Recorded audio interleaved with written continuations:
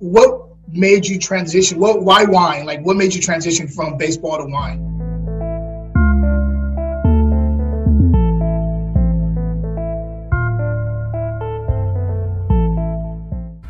That's the fun thing about being in the wine industry.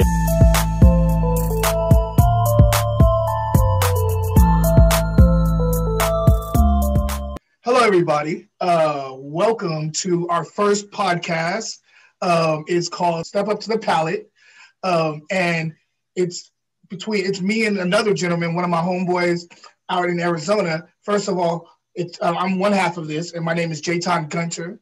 I have been in the industry for 15 years as a sommelier, as a private buyer, as a blogger, as a wine writer, pretty much a lot of things that are in the wine industry without being a winemaker, I've done. And over the 15 years, I've, developed a type of a palate, and I've developed my education so that I could be able to instruct other people and share some of the stuff I know, but not in a pretentious manner. That's me. Now, on the other side, I have my homeboy, Scott. I'll let him introduce who he is and what he does. Go ahead, Scott. Hairston. I'm with Scout and Cellar, Clean Crafted Wine Company.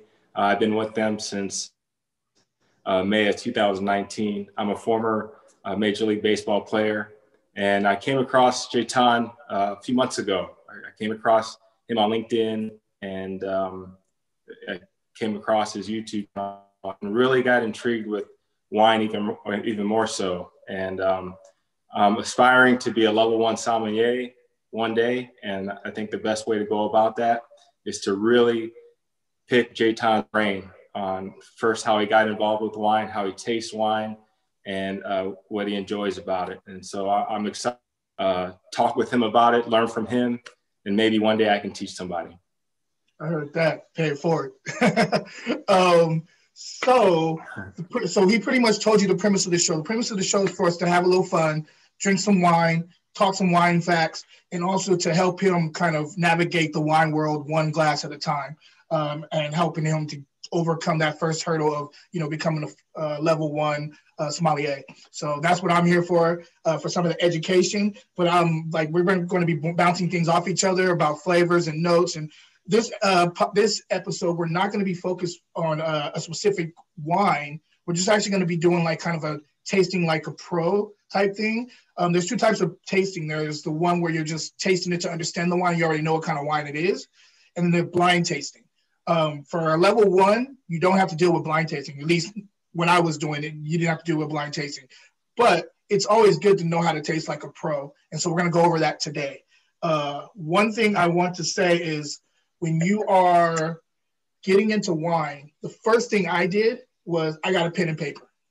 So no matter who you're in front of, if you're just by yourself tasting wine, if you're in front of a group, just have a little pad and paper. They're going to look at you crazy. But just like write down little small notes. You don't got to like sit there and just in your journal going crazy, but just like write like little small notes about what you're smelling, what you're tasting, how does it look in the glass, things like that.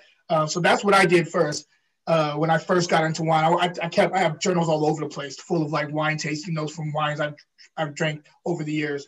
But the first thing we do is normally when you're in class, there's like a grid thing where they talk about sight, which is how it looks in the glass, how you can kind of figure out what's going on there, age and all that stuff.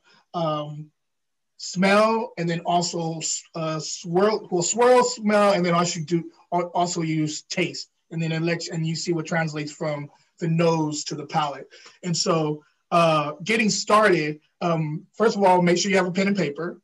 A second thing is make sure you have a blank sheet of paper, and this is for your sight. So like say, if you're just tasting like a pro, you really don't have to worry about sight too much because you're in front of a group. Normally you guys are just having a good time, but you want to taste and see what's going on. You can look at the sight, but you normally do this when you're trying to figure out, when you're blinding, because you want to know what you can tell by the color variation, how old the wine is a lot of times. So normally you put up a piece of paper and you kind of lean your glass a little bit and you look in it.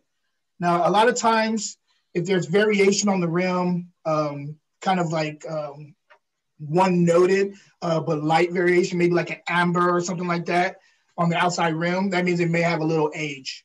If it's uniform throughout the whole time, the same color, and maybe like a little bit of lightness on the edge, a lot of times that's still a young wine. The older a wine is, a lot of times, depending on the varietal, the lighter the wine becomes on a red wine.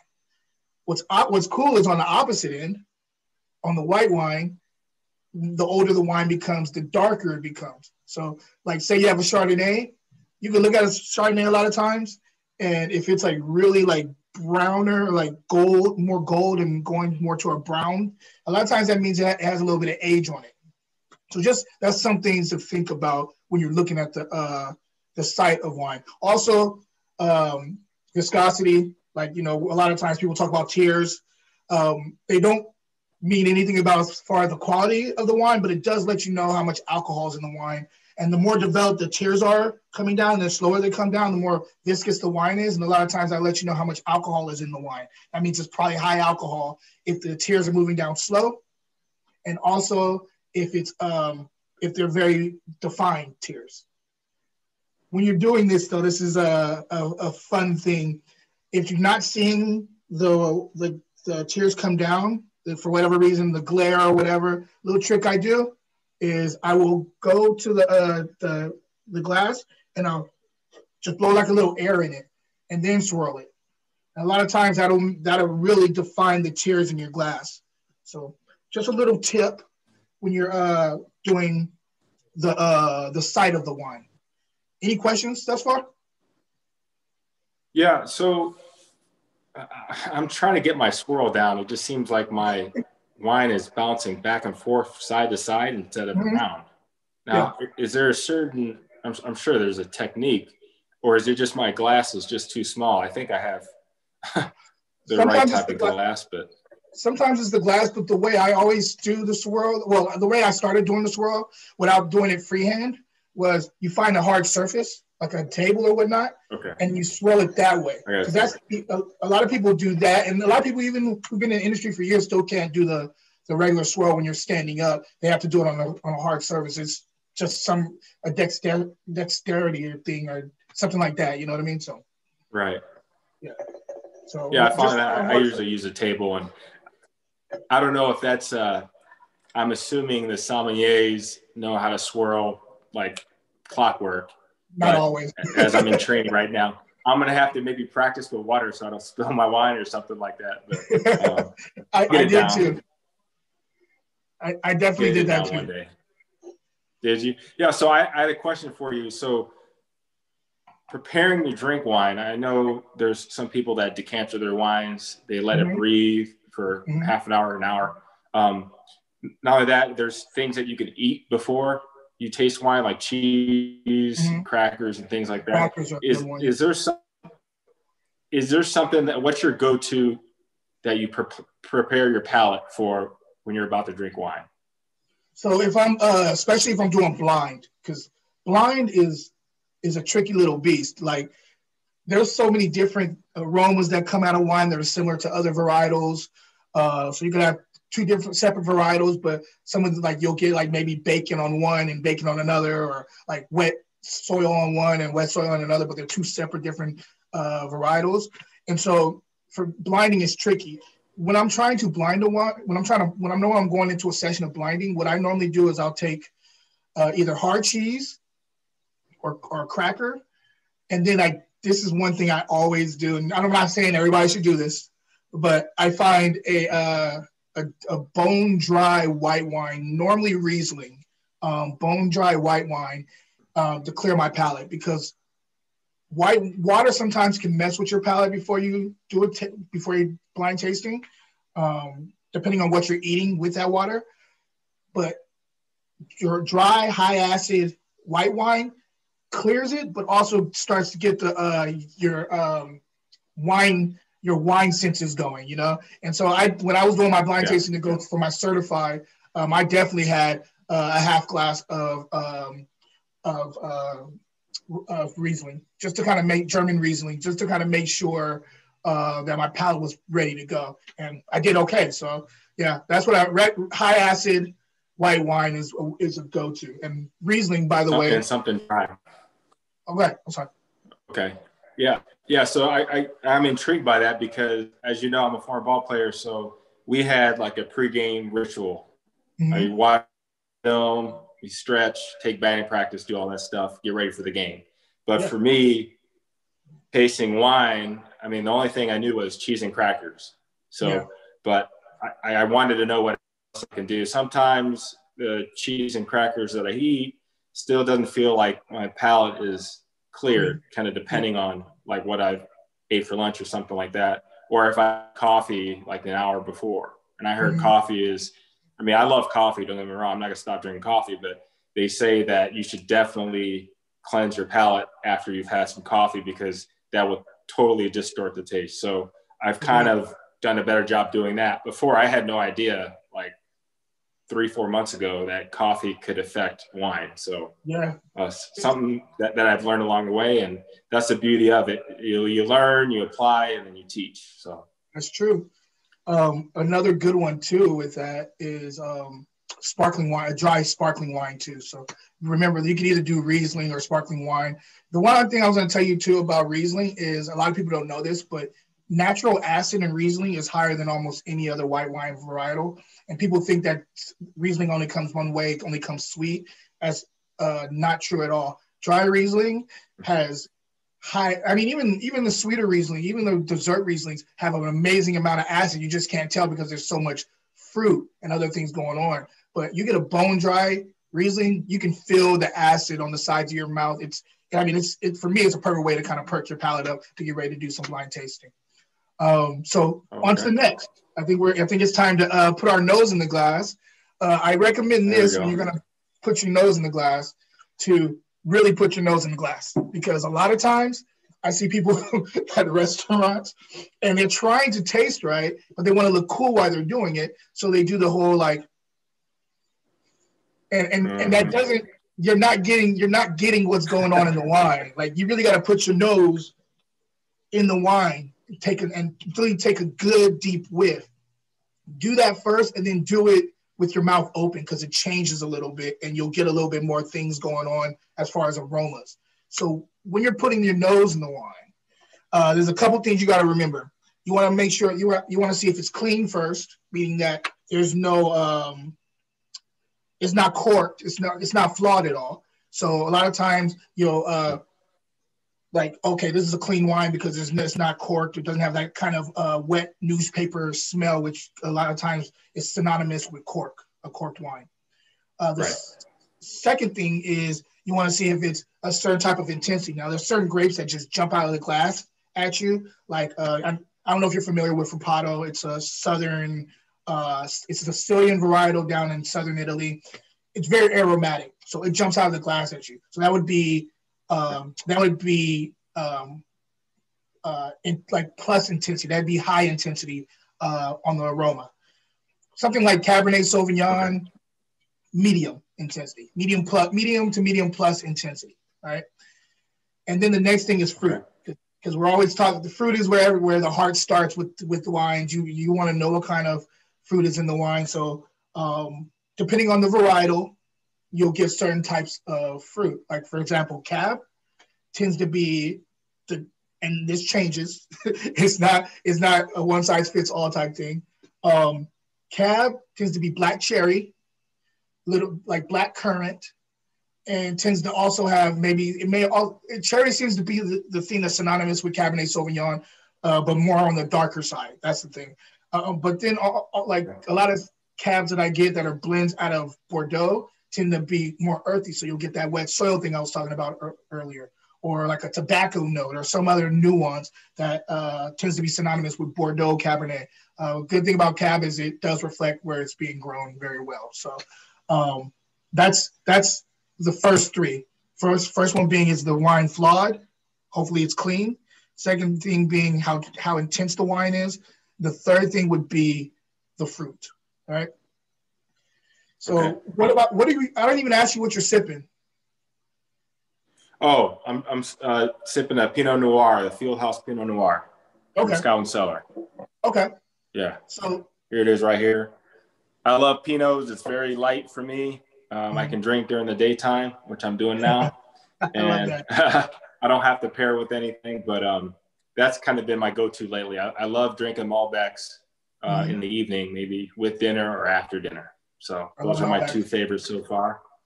But all right, man, I'm going to try this sniffing to nose the wine without spilling it on my lap. So here we go. Yeah, let me know what you get out of that. I'll do the same. I'm drinking a Cabernet Sauvignon.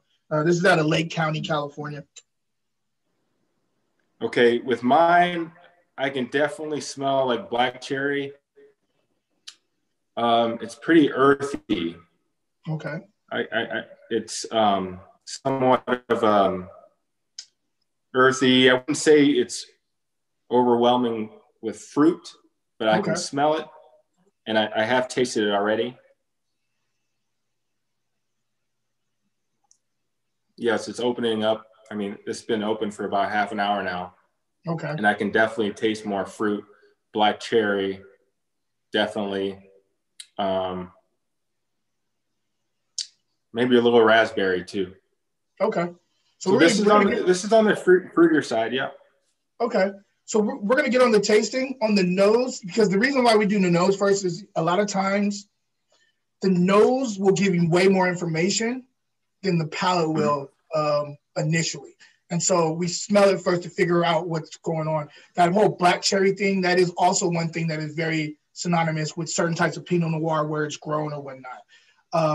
As far as fruit, so you said you got a little cherry. Are you smelling some of that raspberry that you tasted?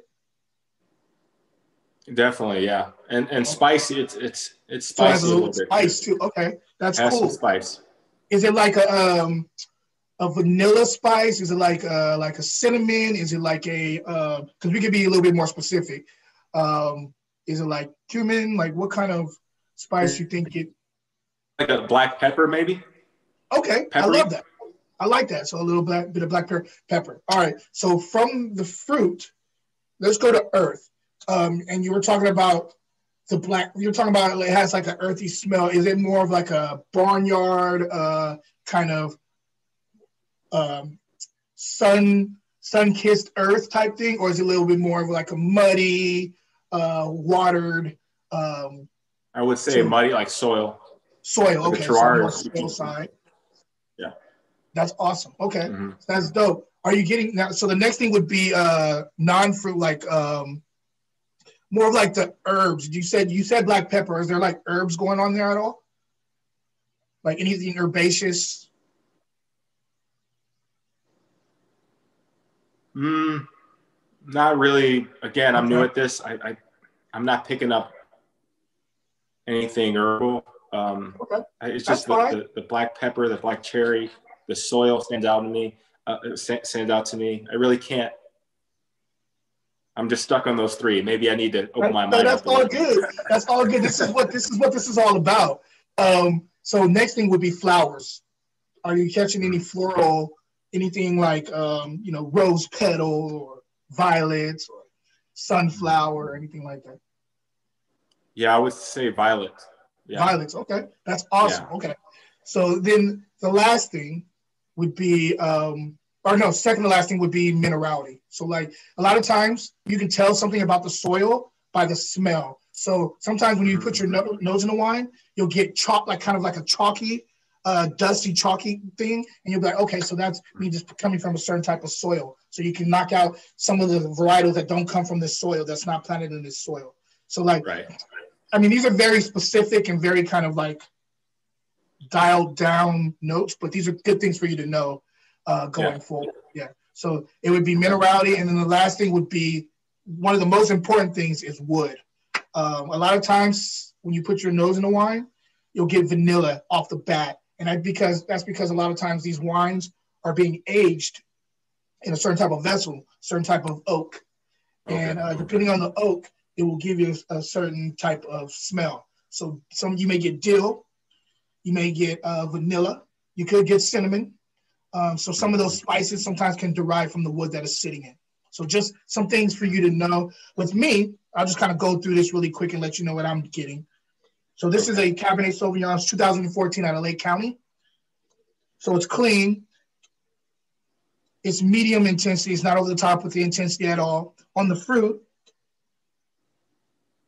definitely get a little black cherry. Also get a little bit of like a cassis note, some purple plum. Yeah, that's about it on the fruit. On the earth, I'm definitely getting that wet soil. I was catching that initially when I was smelling it. There's also like a little bit of like a mushroom kind of truffle thing going on here too, which is dope. There's not really flowers on this wine at all. There is an herbal note. There's like a green mentholy thing going on. And as far as wood, I know this is new oak because it's throwing out a lot of vanilla at me. And so a lot of times when you're getting a lot of vanilla, it's probably a new oak. So that's me going through the list on the nose. Now, that's fun. I know, but it takes time to understand these things because the more you taste, the more you smell, the more you taste, the more you start understanding things that you couldn't before. And one thing when I was telling you about before, when you put your nose in the glass the first time, you're doing it with your mouth closed. When you do it the second time, you do it with your mouth open. And by doing that, first time mouth closed, second time mouth open. Exactly, because it will change a little bit for you. You'll get a little bit more zeroed in on certain notes with your mouth open.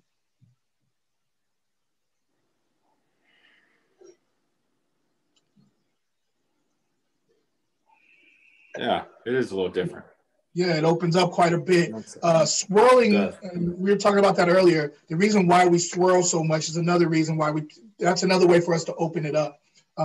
Sometimes wine, when it's first opened, it's a lot of oxygen hasn't gotten into it and like mixed in with the juice to kind of let it smoothen out. So it can be a little volatile, and can be a little tight. But if you open it up and get some air, why people decant, why people swirl the wines, that allows for the wine to smoothen out and to become more of its own, like sit right in the characteristics of the varietal itself. So like instead of being like a Cabernet Sauvignon that you can't even tell it's Cabernet Sauvignon because it's so tight, the fruit's you're not being able to taste the fruit, you're not being able to get any of the other stuff that makes it a textbook cab. You let some air in, get into it, and it becomes more of its varietal. There's levels to it, but it becomes more of its varietal with a little bit more air. Too much air later on, if it's bottles open for like 3 days, and it's kind of a wine that's meant to be drunk young, it's gonna woo, and it's not gonna be that great. Nosedive. Okay. So speaking of which, a bottle and then you cork it back up, close it, you open it the next day, and what is your experience on whether or not that wine tastes the best the first day or the second day, or does it depend on the wine? Does it depend on the varietal? Yeah, it does. What are your thoughts on that? I've always wondered that. So it really depends on the varietal, depends on the where it's being made. For example, there's a relatively easy example. So everybody loves well, not everybody, but people who know about this grape love this grape. Nebiolo, right? Nebiolo is northern Italy, Piedmont region, and it is considered by people who are in the industry as one of the top grapes, period, because it has natural tannin and like high natural tannin and high natural acid. A lot of grapes will have medium tannin and like high acid or low acid and high tannin, but this one naturally, without anything being done to it, has high tannin and high acid. Because of that, depending on where it's coming from, it is a different beast altogether. So for example, there's a place in Piedmont called Valtellina, right? Valtellina makes Nebbiolo. Now, depending on who's the maker, but like I'm just going to take it as a whole. Valtellina, when you open up their Nebbiolo, will be tight when you open it up, but it will be tasting great in a couple hours, right? You let it go a couple days, it's going to fall off a cliff. Now, that same grape, Nebbiolo, being planted and grown in Barolo, let's say the same thing. Nebiolo, Barolo, open it up, few hours, it's still going to be a couple hours, it still may be too tight for you to even taste it. It's the same grape. Wow. It's just being grown in two different regions, and they have different styles. And so that wine won't be, sometimes the Barolo won't be safe to drink for like a whole day of being open because it's so tight and it's so tannic and the acid's it's ripping acid. You can't even get to the fruit yet. You can't get to anything yet. It's too tight. But Valtellina will get a little bit prettier within about 4 to 6 hours, and may even be good the next day. But then you start following it with more days, and it'll start falling off a cliff. Barolo will keep on going for a while without falling because it's made to be powerful. It's a powerful style of making the Nebbiolo. So hope that puts it in perspective. Same grape, just different places.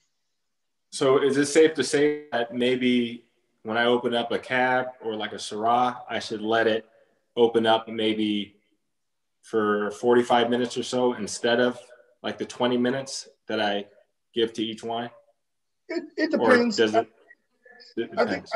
I think it would depend. I think it takes a little bit of homework of knowing who you're tasting. If you know, like, for example, if you know it's a Cab and it's from like Spring Mountain, for example, in Napa, and you open that up, a lot of times you want to let that sit for about 40 minutes. 30, not like me, not like I'm saying I do this all the time, because sometimes I just pop and pour and I don't wait the whole time. I want to see how it develops. But if you want to get it where it's in its stage of singing to you, you probably want to wait about 40 minutes to decant that one, or just open up the bottle for 40 minutes and then get to it. Now, if you're talking about Syrah. And if I'm having guests over. Yeah, and if you have a guest over, you guys could sip on some white wine while that one is sitting open. That's what I normally do. If I have people over and there's a really nice bottle that I want to share with everybody, but I know it's going to need some air in it, I will open up a white wine or some sparkling, start off with some sparkling or white wine, and we'll sip on that while we're waiting for the other one to be done. And then when it's done, when it's ready, if I feel like it's ready, we'll go right into it and we'll just enjoy the rest of the night. So that's what I normally do. Syrah's a different beast. I'm going to write that down. Yeah.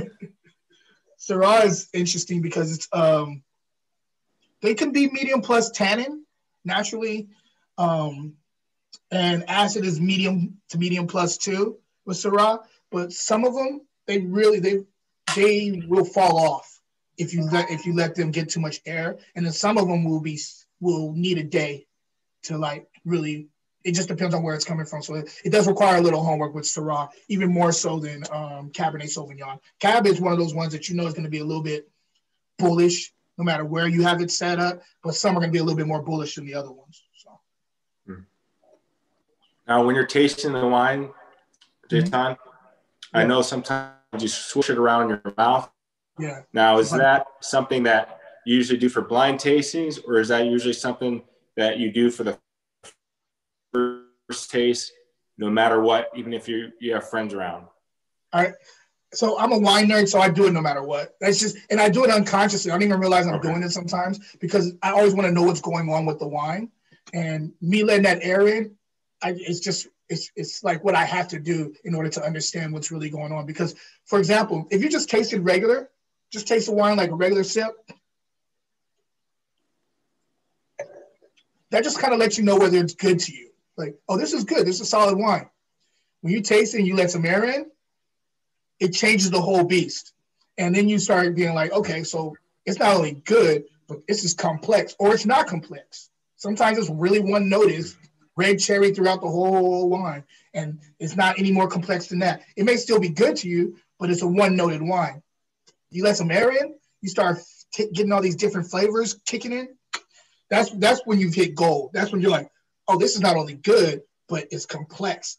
I could write about this. I can, I could break this wine down, So that's really what I do. I normally taste it really first, and then I go in, I'll just let some air in, and unconsciously. I don't know. And it's interesting because when I first saw your show, I was really intrigued by the way you taste the wines. It seemed like you were really, really enjoying it, like so much, and you're getting everything out of the wine.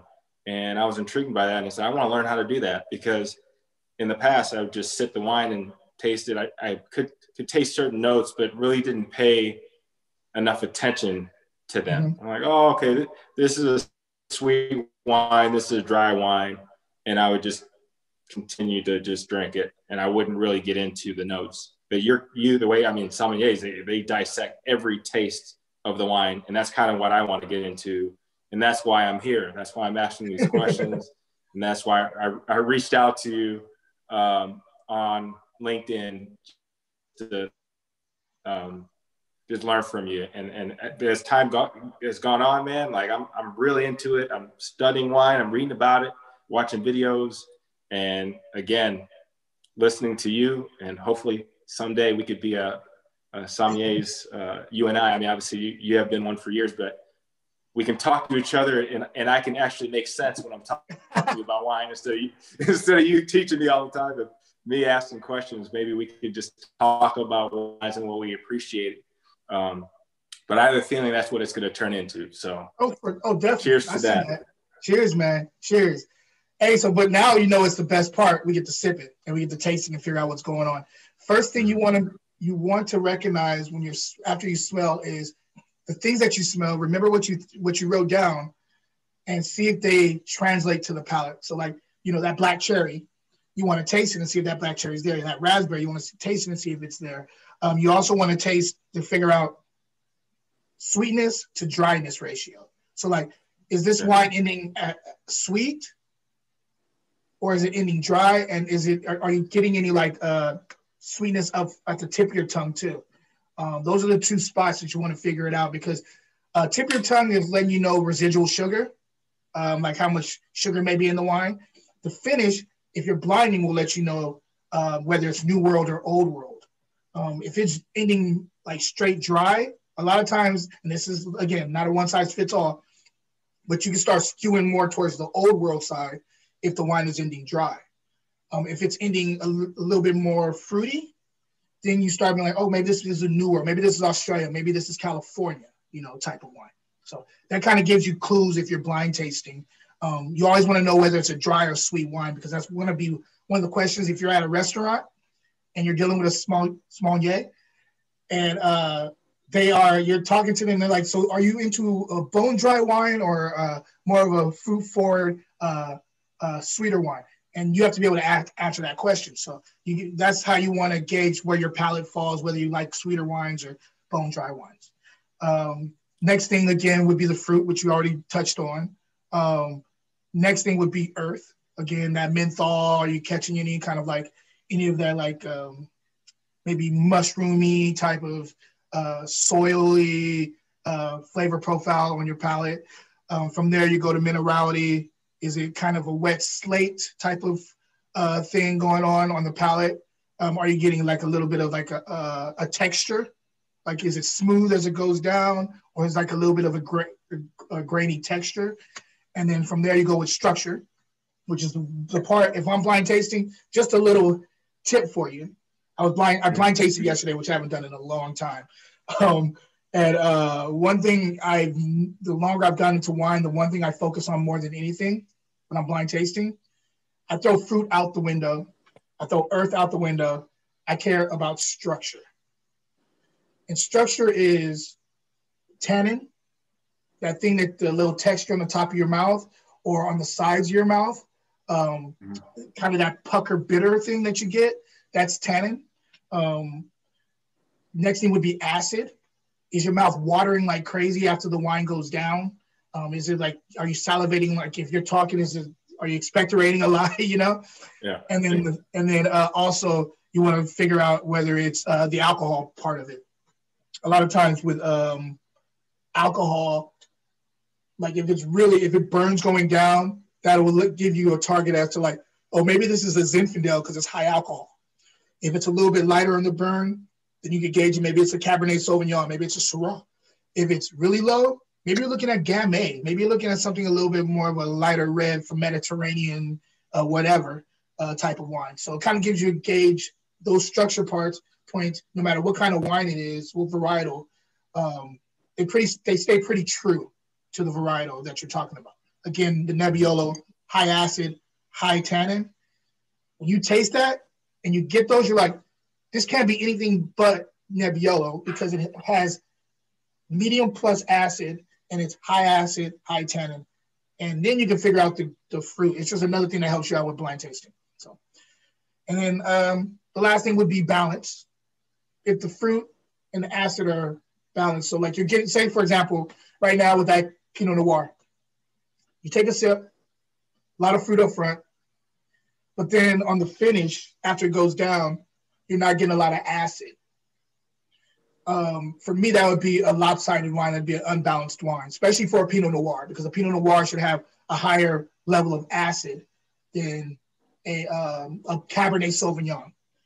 If you're drinking a Pinot Noir and it's fruit heavy but not a lot of acid, to me, that's not balanced. Now, if it's fruit heavy but it has a shitload of acid on there, you're good. Like, you know what I mean? Like, that's a balanced Pinot Noir. Or if it's just medium plus or medium acid and medium fruit, that's balanced. But anything lopsided where there's like hardly any fruit and a lot of acid, I have an issue with that. So, and that's not, and that helps you also to know whether the wine is as complex as you think it is or not. So, and that's pretty much it. Last thing would be, do you like the wine? And that's, to me, that's the most important thing. Do you like the wine? Yeah, I do. Yeah, I like this one. Again, Pinot Noirs there's not too many that I haven't come across that I don't like. Maybe it's just the varietal that just suits me well. Same with Malbec, but those are two wines kind of on. Oh, go ahead. Yeah, well, this is for me kind of like the safe bet throughout the day, like I mentioned before, and my palate, I guess, is inviting to Pinot Noirs. It's somewhat light for me. I can taste the fruit right away, and it's kind of, I would say, like you said, sweetness to dryness ratio. It's half sweet, half dry. I mean, it's kind of somewhere in the middle. And I guess, would you call that balanced? Yeah. Somewhat. I mean, if you're getting like, is it finishing dry, but like maybe starting off a little sweet, like a little, is that what you mean by that? Yeah. It's kind of sweet, and then it's just dry, and then it just holds, I guess, legs. It has some legs to it. Okay. And each sip has been better. It's opening up. And it's definitely something that I am enjoying right now. It's not too bitter for me. There's some wines that I've had in the past that are kind of bitter. Yeah. Maybe it's been corked, and I had no idea it was. I didn't know what that was until you told me a couple weeks ago. But yeah, again, the wines that I've had recently, they've been pretty much all good, and I'm expanding my palate. I'm trying Riesling. I'm trying all these different other wines that I never tried before. Mm-hmm. I'm really liking Chardonnays now. I had a Riesling a month ago, Pinot Grigio, Pinot Gris. I like that as well. I had some orange wine. I know we talked about that a couple weeks ago too. I'll send you a bottle of that pretty soon. I love that. No, I'm really enjoying my journey. I'm really enjoying my journey of trying all different types of wines and how to taste, learning how to nose wine and things like that. It gets me really, really excited about my journey to be a sommelier, because I know I got a ton to learn, and it's just going to be fun. What a profession to be in wine. That's enjoying life right there. For real. Well, you know, I'm here for you anytime with the questions. And the cool thing about the level 1 is all you have to worry about, that if it's still the same as it was when I went through the program years back, you have to worry about theory, and I believe they still do service. No, I'm sorry.